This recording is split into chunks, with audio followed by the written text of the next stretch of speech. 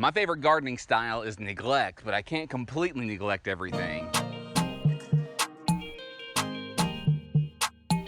So you see back behind me in the distance, you see my property line hedgerow food forest that has been neglected. I'm not going to do anything with it because I've got a bunch of little trees and it's going to be hard to do some stuff in it. Plus I've got a bunch of Jerusalem artichokes in there. So I'm not going to do anything with that yet. Part of the reason that we're doing that is for a hedgerow between us and our neighbors to kind of divide things up here and to give us some privacy, but also grow some food and grow some nice plants in there as well. But this area over here behind my friend Chad's house and between the property line, we have worked on just a bit. I have been quite neglectful of it, but yesterday I spent a couple hours mowing and doing some work in here. I want to show you that, and then I want to do a little bit more work here in a second as well. So I've got a bunch of fruit trees back here. There's a nectarine, there's a mulberry, there's an apple, there's also a couple of cherries, and there's some pawpaws and some other things in here as well. I'm neglecting it, but I spent a little bit of attention with it yesterday. But I want to take you over here and show you the blackberries that I didn't do much work on yet, and I want to do some work on them. So the reason I didn't work over here on these blackberries yet is because I can't run the mower in there. There's a lot of blackberries in here, but there's a whole lot of jewelweed as well.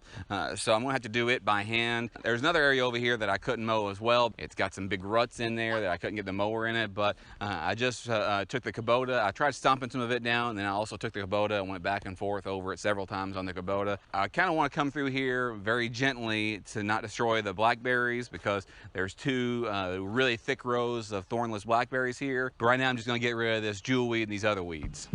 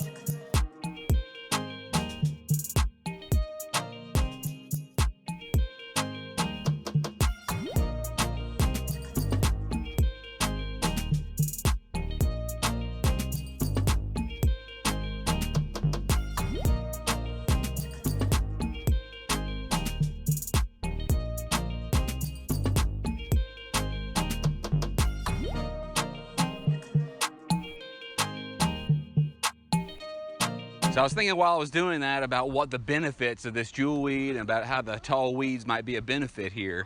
And one of the things is that aside from the jewelweed, a couple of little trees, I think I saw a maple tree in there that was about 4 or 5 feet tall. Aside from those things, there really weren't many weeds in there. So that kind of drowned out and choked out the other weeds that might have been a whole lot harder to pull up. The jewelweed pulled up very easily. One of the things that I noticed as I was doing this as well is that the jewelweed came up very easily, but the blackberries, when you pulled on them, they didn't come up quite as easily. I think I'm going to stop right here for now. I've got a path through it, and what will happen is these weeds will die, and then I can kind of move them out of the way, stomp them down as mulch, and then I can keep on doing this just a little bit at a time, you know, maybe an hour once a week for the next few weeks. Then I can get done with this lickety split. So this other area back here, this is the area I was talking about that I couldn't mow over very well. What I did was I just knocked it down, and that's going to create this nice mulch. It's going to prevent weeds from coming up, but I can also pull a few more weeds from over here on this side. This tree I'm using as a post in order to trellis the blackberries a bit here. So I'm going to go over here and try to pull a bit more of this jewelweed over here.